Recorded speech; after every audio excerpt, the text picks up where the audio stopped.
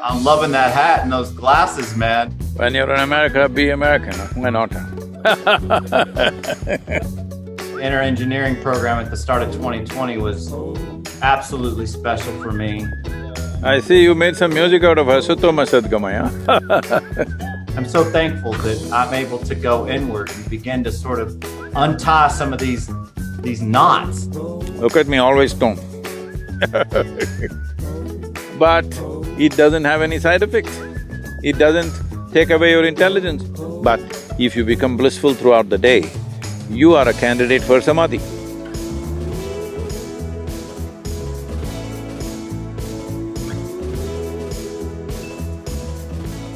Hey, Namaskaram, good afternoon. Hey, Chad, how are you doing? I'm fantastic. I'm in Austin, Texas, just in the studio working on some music. How are you, bike rider? We're in an absolutely spectacular place, as you can see. Man, that thing looks amazing. I've never been there, but wow. Mato Tapili, whatever that's called, today it's called as Devil's Tower, unfortunately, but a very spectacular and powerful space out here.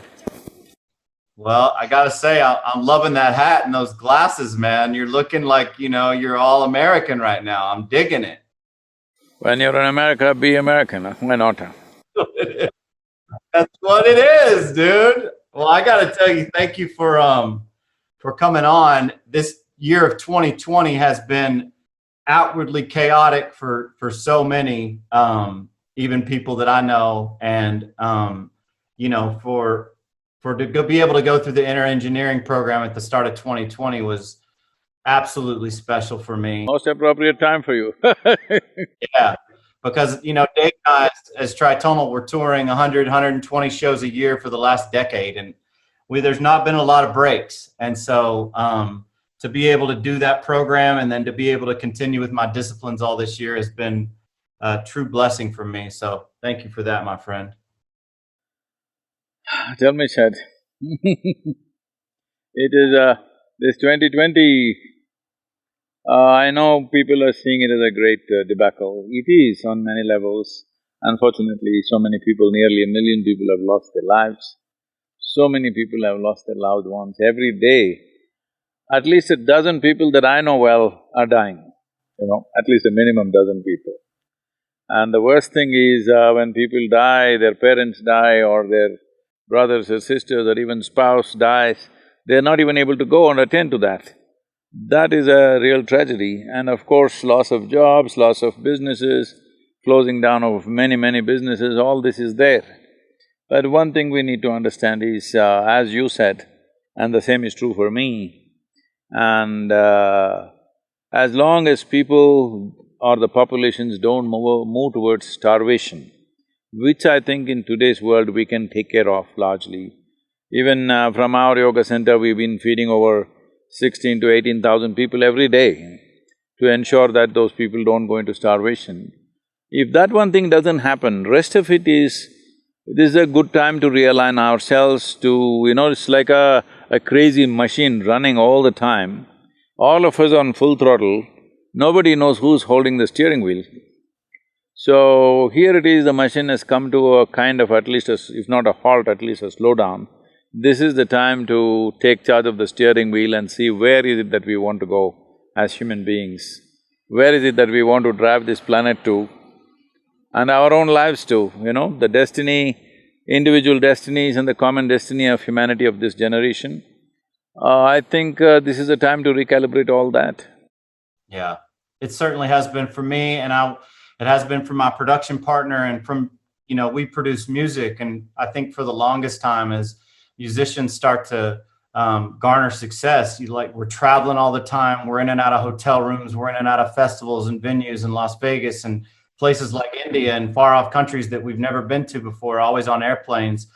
You get caught up in this whirlwind of more is better, and this paradigm that how do we reach more fans? How do we have bigger records? How do we play bigger shows? And it's all just attaining, it can be, without conscious awareness of the purpose and a validation of the why. And I feel like this has been the most important time for us to ask ourselves, who am I? And how can I be a light of inner equanimity to share to other people on stage, in commercial spaces, in commercial festivals, and at commercial venues and concerts. And so, doing the inner engineering was amazing, but more importantly has been the daily, 4 or 5 meditations a day, and the chanting of Om, and the Hatha yoga, and the… I see you made some music out of Asatoma Sadgamaya. Yeah, I did. We did a chant. We did a mantra, and made a big dance record out of it. And look, a lot of people, that's going to be well over their heads. It's just going to be another song, another thing. But for the few that are seeking, for the people that are like, what are they up to? It allows for an opening to happen. And I'm so thankful that I'm able to go inward and begin to sort of untie some of these knots, these energetic knots that are within me, man. It's going to be work, but I think it's the work that we're here to do. If we don't take care of our interiority, all our external activity, no matter what it is, becomes meaningless, because ultimately, the only thing that you have is life. Everything else is just an imagination. What is your bank balance, what is the size of your home, what is the model of your car, and all the other nonsense is just in your head. The real thing is only your experience of life, how profound it is, how intense it is, and how wonderful it is, that's all there is. The life is all that we have, the rest is all made-up stuff. Yeah.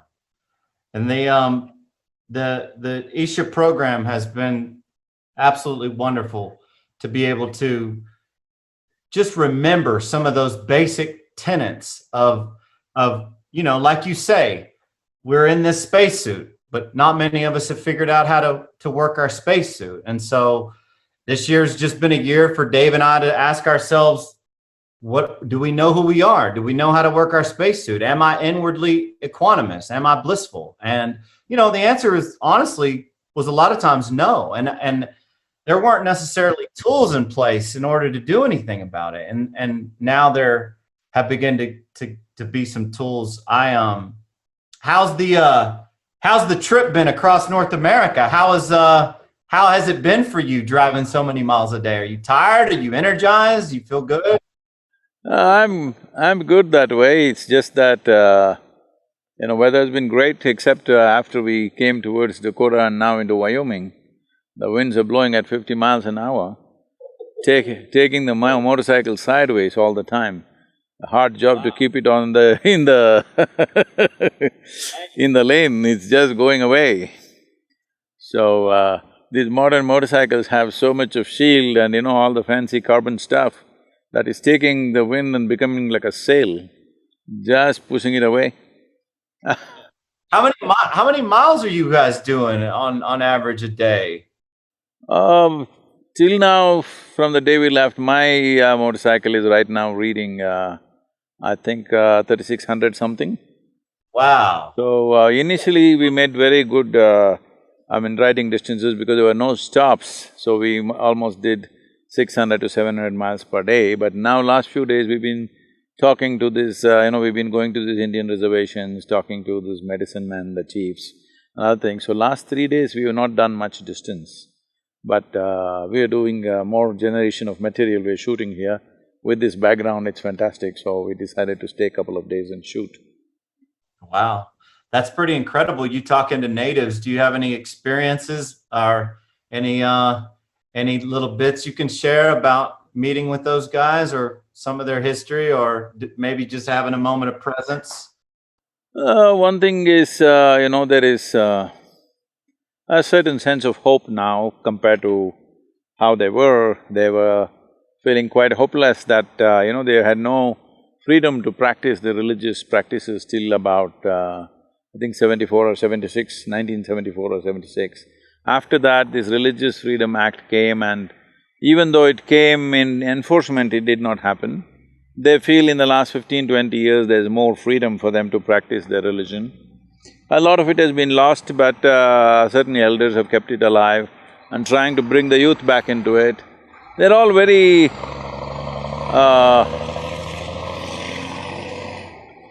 kind of pained because the young people have gone into alcohol, drugs, everything. So they are striving to get them back to their ways. And for most of us, a Native American means you would have seen them only in the Wild West movies, and he was always the epitome of physical fitness and he runs miles and whatever, all that stuff. But now everybody has become, taking the shape of the earth, and that has been a concern for the elders, and they are trying to bring their ways of how in ancient times they stayed fit and they stayed well and they were connected to the land all the time. The most significant aspect of their life is their connection with the land. They're trying to bring that back, but chemicals, alcohol, all these things have taken their space.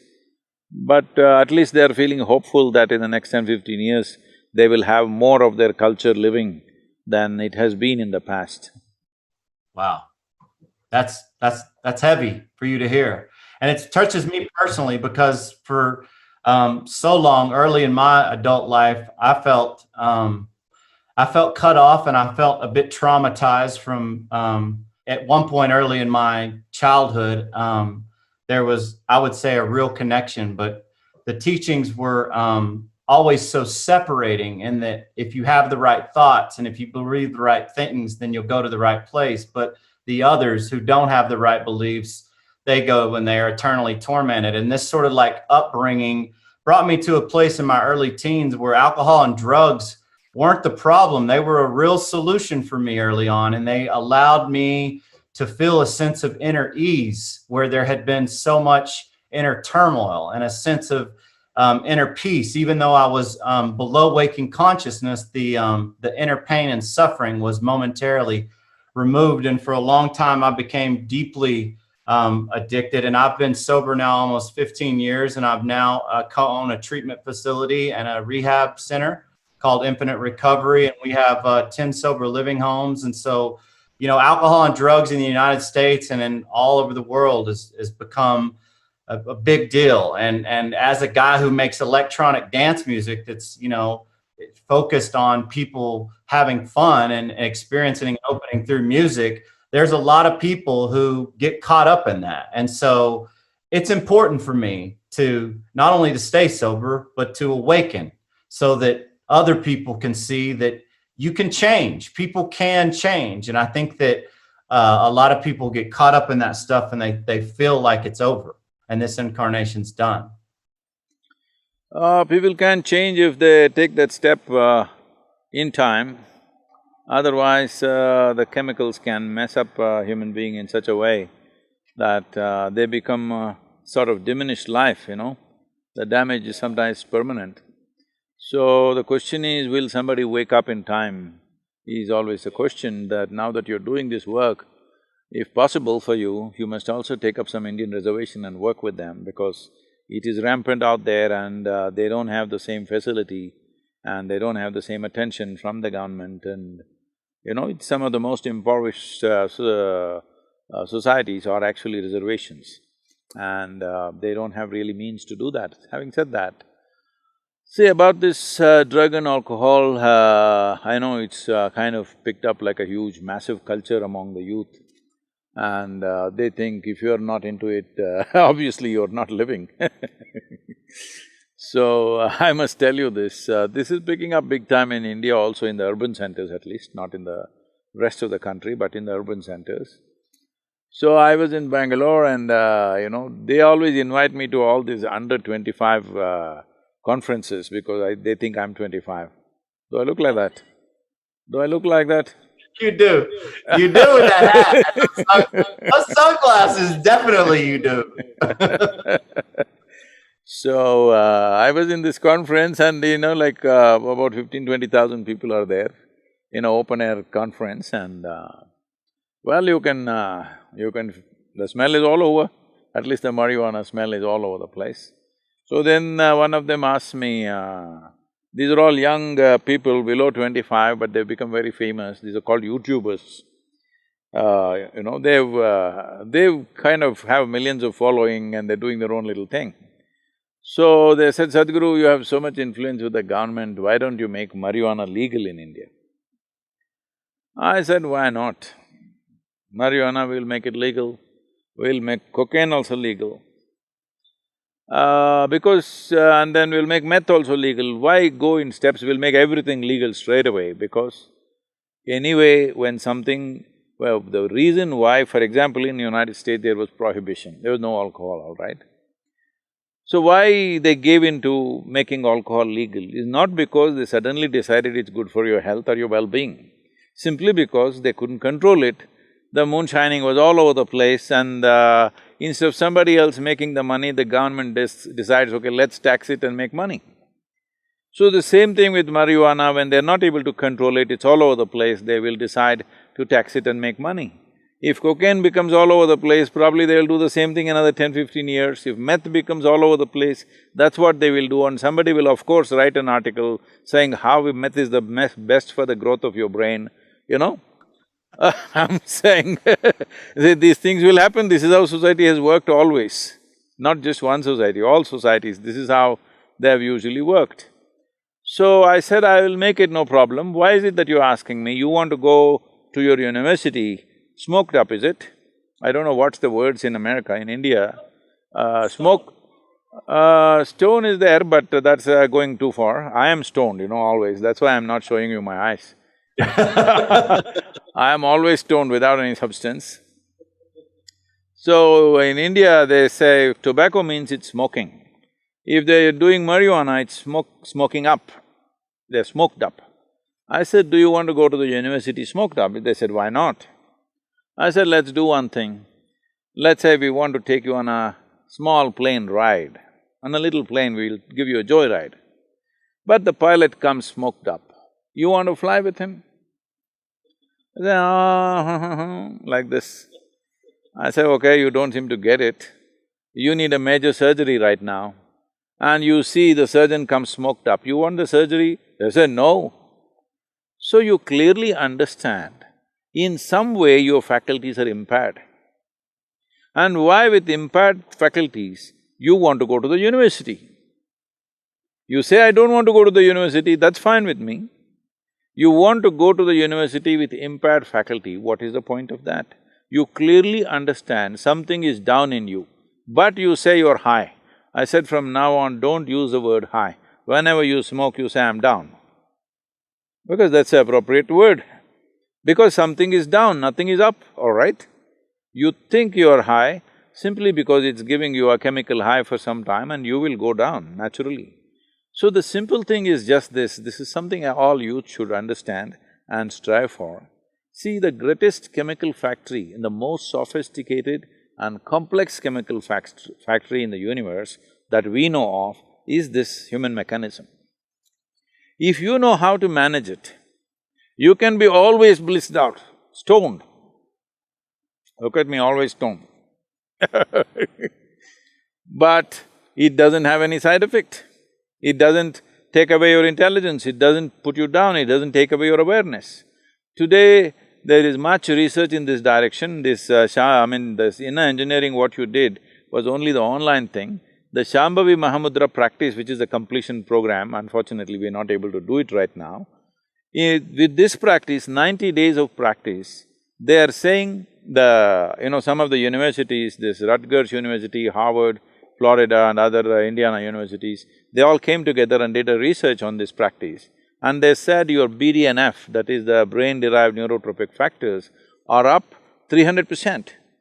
And your cannabinoid receptors, your endocannabinoids, that is, within the body there is a production of cannabinoids, that is up by 70%, always.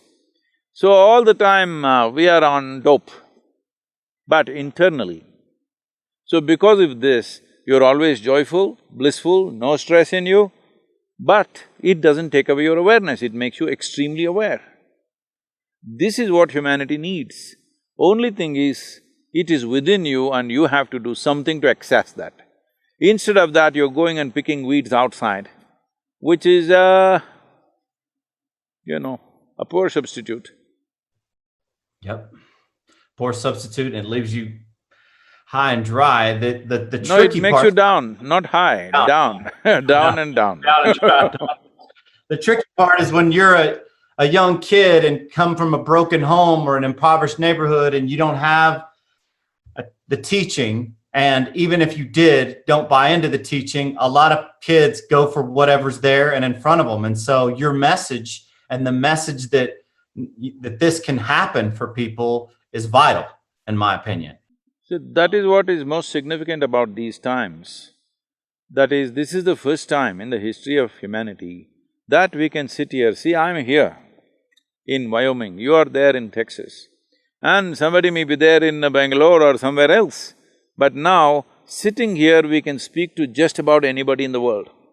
This is the first time that we are able to communicate to the entire world. At such a time, if we do not bring transformation in humanity, that means we just don't care, that's all that means.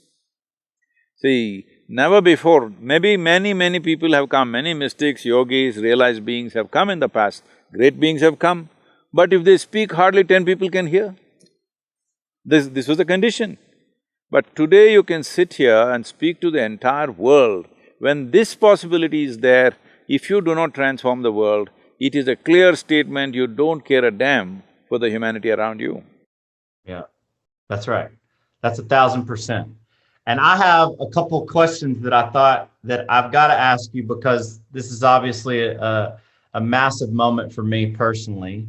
And I know that I wanted to know, in your opinion, on the Kriya transmission, if you felt like the Kriya transmission could be done effectively through the teachings alone, like in the SRF technique or other techniques that leave the teachings as the guru, or if you felt like you need a physical guru or a physical being on the planet to have effectiveness with the Kriya transmission.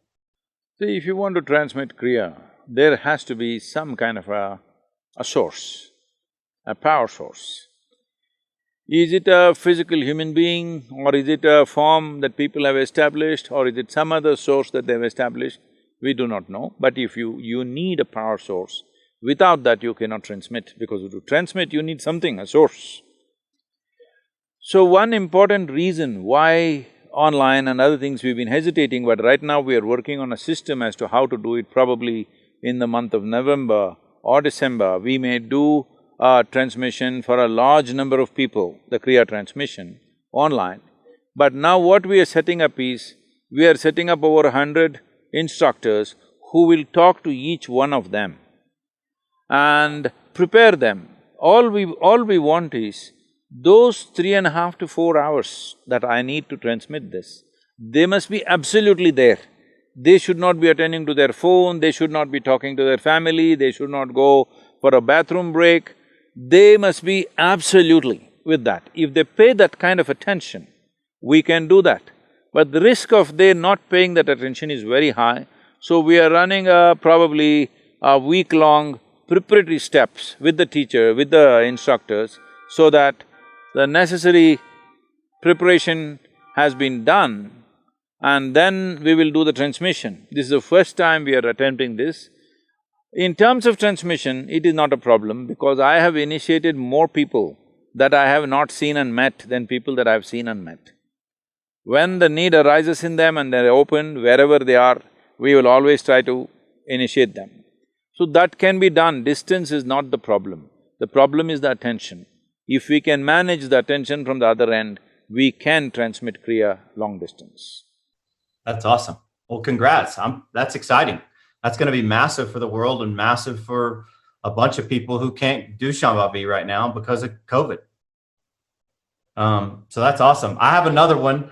This, as a Westerner and as somebody who's usually touring all the time, a householder, a dad who's got twin boys and a little girl, you know, as an entertainer who's constantly traveling like yourself and trying to meditate upwards of 4 times a day, are there any psychological and physiological indicators of somebody when they're doing disciplines eagerly and rigidly over time that would indicate that they're coming up on a samadhi-like experience? Are there any signposts? Are there any things that we should look for? See, this question comes from various aspects. One important aspect that I would like to knock off before we go into the subject is, generally people think an inner experience means something spectacular should happen, fireworks should happen. Tell me, even if we set up fireworks, how long can we make it last? Yeah, it's up and down, and then you open your eyes It and is it's just up over. and down. So the important thing is not that. That steadily you're going up is important. Here and there we can have a little fireworks show. That's okay, but that is not the goal. The important thing is we must be steadily going up. First of all, let's understand what is Samadhi. Samadhi means… Sama means equanimous, Di means buddhi or the intellect. When your equanimous becomes when your intellect becomes equanimous, you are in a state of Samadhi. There are different types of Samadhi. Generally, it is categorized as 8 different stages of Samadhi. So let me not go into the detail of these categories. The important thing to understand is, the very function of the intellect is to discriminate. You are able to discriminate what is the soil, what is the tree, what is the stone, what is the human being, only because your intellect is functioning. Now if you make it equanimous, that means in some way you will not see the discrimination, you will experience life as one big whole, because intellect is a knife which is cutting the universe into small segments of pieces for your experience. Now when your experience becomes unified, that is, intellect is not doing this function, it is alert, but it is equanimous when it becomes. Now, I'm sitting here, behind me this beautiful, Mato Tapili is standing up. Suppose you can't make out the difference between this and that. This is Samadhi. I'm putting a very stark example. But in your inner experience, every human being is experiencing some states of minor Samadhis. Somewhere they put down their intellect and, they experience some kind of togetherness. You can call it love, you can call it affection, you can call it, friendship, but some moments where discriminations are taken away and there is some sense of togetherness. But now the question is to maintain this every moment of your life. So simple way of seeing whether I'm moving forward or not is, when you wake up in the morning well, if you're unwell, if something else, let's leave that. Let's say you're perfectly healthy. You wake up in the morning, how does it feel to wake up in the morning? Waking up in the morning is a very important ritual in the yogic culture, how you wake up in the morning.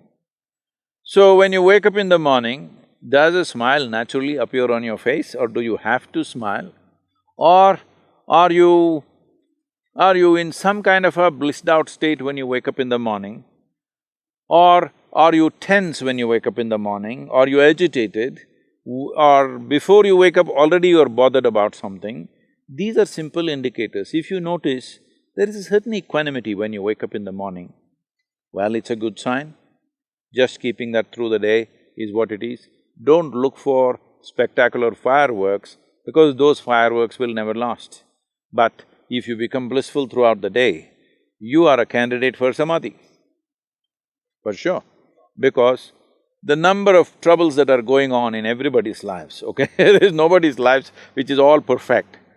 If you have to be blissful, you have to be equanimous, otherwise there's no way. There must be Samadhi in you for you to be blissful through the day, irrespective of the situations that are going on. If you go in reaction or in judgment of the situations that are happening in our life, nobody can be blissful on this planet unless somebody is wearing those, these days they are wearing those, what are those goggles which are giving them virtual reality, and they're in La La Land, I'm saying. VR, baby, VR glasses. That's great. That's great. And I think that's a great indicator. I was wondering about, you travel all the time. You're always on airplanes, you're always in different countries. As an entertainer, we were on airplanes literally every weekend going across the world. And I found that I've been home so long this year that a routine has been so key in garnering these states of inner equanimity. And there's a part of me that's a bit fearful and worried about being out on the road, up all night, late nights, early flights, hotel or airplane food, airport food. Do you have any advice about just preparing myself as an entertainer for inner equanimity and love with a touring regiment that can be that taxing? Well, anyway, you said you're sober, so I don't have to advise you on that one. Yeah, I am completely sober. You only sober at home, or are you sober on the planet? Sober. I've been sober, completely sober, not a drink in 15 years. But just the travel and just being up all night and it's the no sleep is so brutal. Yes, travel definitely takes a toll. How to minimize that toll is, the simple thing is, when you're in an airplane, eat as little food as you can, and if you eat anything, generally a fruit or something, just drink lots of water. I know people have to learn to live with empty stomach. Empty stomach is not a bad thing. Hunger is a different thing. See, what the mechanism of hunger is, certain acids are working on the stomach lining and they create a craving that you must eat. If you drink a glass of water, well, the acids get diluted and it goes away.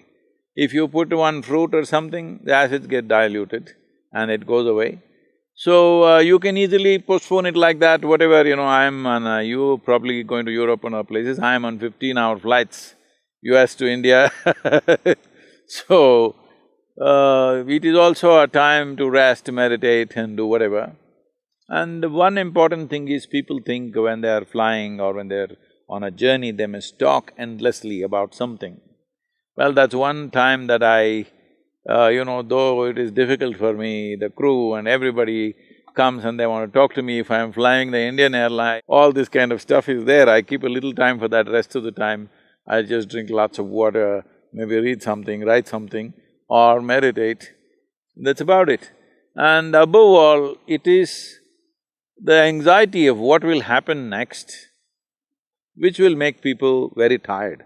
When they're traveling, either up to halfway travel, they're back home still, trying to fix the home, which they can't fix anyway.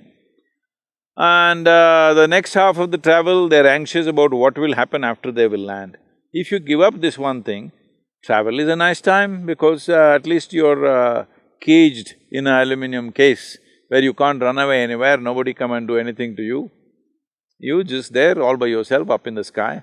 So, it's a good time actually to settle down and be nice. Actually, I recover very well in travel because on the land I'm too busy in the air, I'm much better off So a big part of how you stay so energetic is the fact that you're only eating about 1 meal a day, and that long recovery time of no eating is allowing your energy systems to stay up because your body's not digesting food. That's one important aspect but if I have a lot of physical activity, I do eat something in the morning. If let's say right now I'm riding, I'm eating in the morning, or in case I golf, I eat in the morning. Otherwise, if normal activity which is not physical in nature, then you skip the morning thing. The important thing about the body is there is something called as ingestion, digestion, assimilation and excretion. If one is conscious of all the four aspects of food, people are only conscious about ingestion. They're not aware about how digestion and assimilation is happening and whether excretion is happening or not. Excretion is not only from the alimentary canal, excretion needs to happen even on the cellular level. So one must be conscious whether today I've eaten something, if I'm feeling little dense, how much break should I give before I put food into my system? It's not like you use the word routine. Routine is one thing you should not do. You must observe, today the body needs this much food, you eat that much. Tomorrow it may not need that much. Every animal is aware of this. You see, even if you have a dog at home, certain days he refuses to eat, but these days they've made him so stupidly disciplined that he eats every day. Otherwise, naturally on certain days that he won't eat. He likes to eat some grass or something and puke and he does his own cleansing system for himself. So, all creatures are aware, human beings are using their intellect to decide what they should do. No, you must observe. See, this is the fundamental thing. we have given, because of the education systems that people go through, we have given too much significance to our thought, not to our attention. Our attention is the greatest thing we have, not our thought. Our thought is a kind of a, product of little data that we have gathered. That's not going to get us anywhere. It's our attention, the keenness and intensity of attention which can take us from one dimension of living to another. That's good. That's really good. I know you don't like to talk about things that are hard to language, but just personally, I think that I'd love to know, ever since your enlightenment experience, going forward from that time, which we've all read the story, and most people have who are familiar with your path. When you meditate now, are you often in some state of samadhi, if not nirvikalpa, or do you still have to go through the sort of pratyahara interiorization process and get deeper and deeper like people who have not experienced a full awakening? Is that different for you now, where you just close your eyes and boom, you're all the way in? Well, I mean, I don't want to sound like a brag. You don't even have to close your eyes. It's not essential that you must close your eyes. You're closing your eyes only to cut off the world. But the world is never in my way, so I don't have to necessarily close my eyes. Yeah, that's awesome. That's so good. I've never seen the world as being in my way. I just see that also as one more possibility, so… So good. Thanks for coming on with me today. It's been awesome, man. Wonderful. Make good music, huh? Maybe one day I will sing for your band, huh? You know what though? We have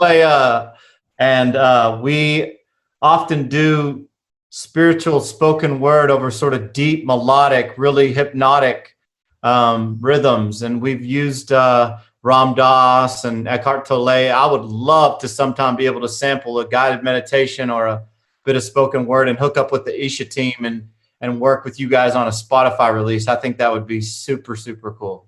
Okay. Great talking to you, huh? Wonderful. Thank you so much. We'll see you soon.